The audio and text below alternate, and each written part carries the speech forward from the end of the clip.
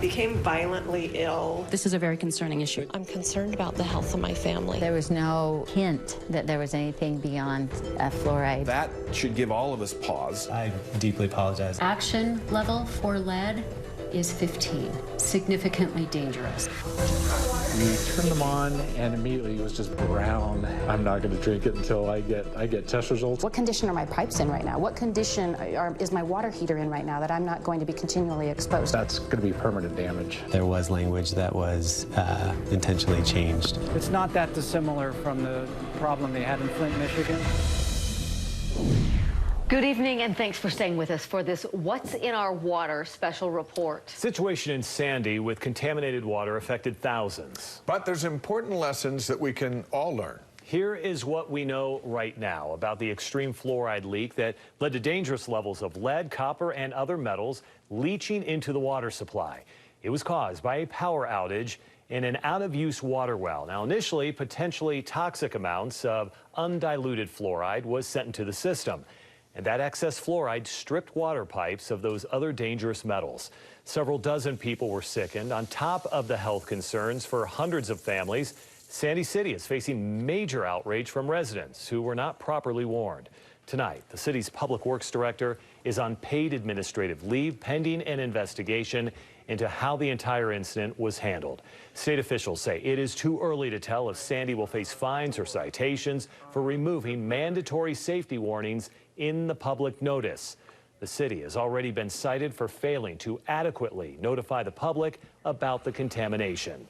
Families in the affected area are being offered free lead testing tomorrow by Intermountain Healthcare.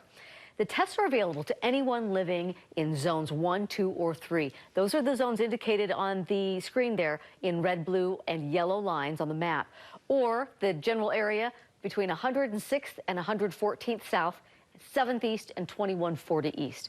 If that's you and you want to have a blood test for lead exposure, you can call for an appointment, time and clinic location at the number there on your screen, 385-468-4636. The issue made it all the way to the Utah State Capitol by Wednesday of this week, with lawmakers questioning fluoridation of water in our state.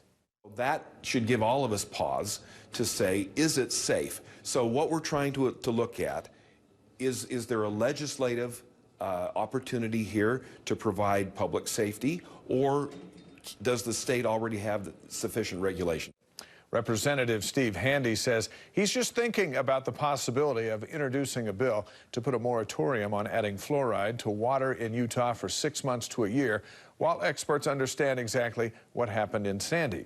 The CDC reports community water fluoridation reduces cavities in 25% of children and adults. And tests show Sandy's water is back to being safe to drink. 2,000 tests have been conducted, and residents can check results by address on the city's website.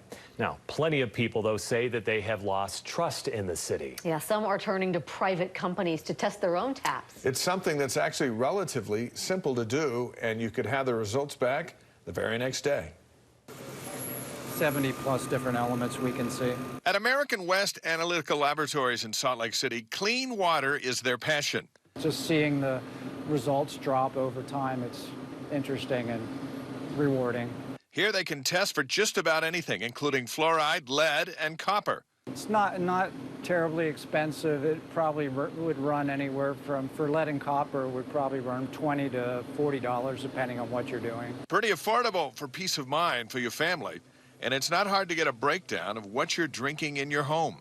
But it does involve more than just turning on the faucet and filling a glass. There's a specific size bottle and preservatives, and you're supposed to let your water sit idle for at least 6 hours. It's not difficult, but you need to be careful because the regulations are based on collecting the sample that specific way. So if you collect it a different way, your results may be good or not good. The easiest way to make sure you're collecting it right is to give the lab a call. Talk to us about what they're concerned about, and then we can set them up with generally the bottles that they need to use to collect the samples and how to do it. And it's important to remember, small amounts of mineral is actually what makes the water taste good. We get concerns that, we get calls and say, I don't want anything in my water, which isn't really accurate. You do want minerals in your water. It's good for you. Obviously, too many isn't good, but too little, you don't want to drink deionized water. It's not a good thing. Testing those water samples generally takes about 16 hours, so you can have results for your family pretty quick. Coming up next, from water issues to natural disasters, it's important we can all be informed in the event of an emergency. How to make sure you get the call next time something serious happens in your neighborhood. While Sandy City says it sent out a reverse 911 call to warn people about the contaminated water, KSL found today the link on their emergency management website for people to sign up for it was broken until we told them this afternoon. That link is now fixed. All right, so we were surprised this week when discovering Sandy City's sign-up link for reverse 911 was not working, but it brought up a good discussion about emergency alerts in our day and age. What used to be perfect for communities filled with home phones, remember those?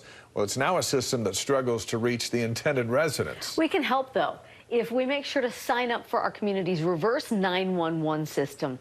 News specialist Sam Penrod explains how it works. While the Orem Dispatch Center is taking 911 calls today, dispatchers have another tool they can use to call you in the event of an emergency.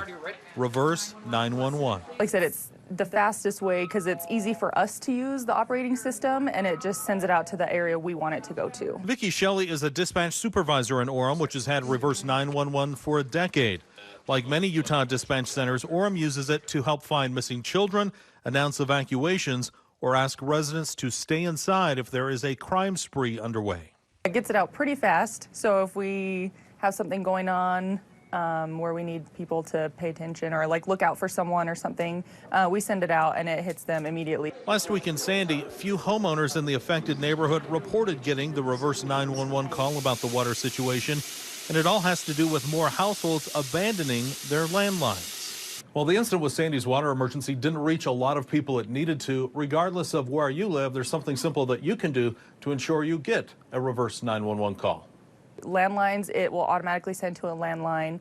Those are already registered. But if you have a cell phone, you'll need to register and opt into the Everbridge system, which you can do from our website. That's the case for most communities where you can register on the city website, including, again, in Sandy.